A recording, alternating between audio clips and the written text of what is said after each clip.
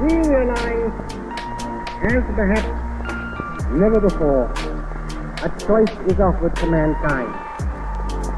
Twice in my lifetime, a war has brought untold sorrow to mankind.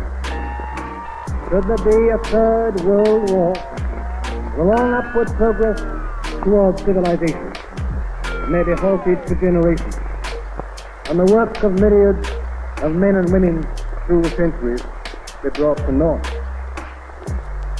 I welcome, therefore, the decision to remit the whole problem of the control of atomic energy to a commission of the United Nations Organization.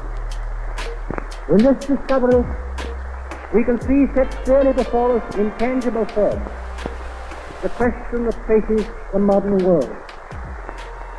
We must, we will succeed.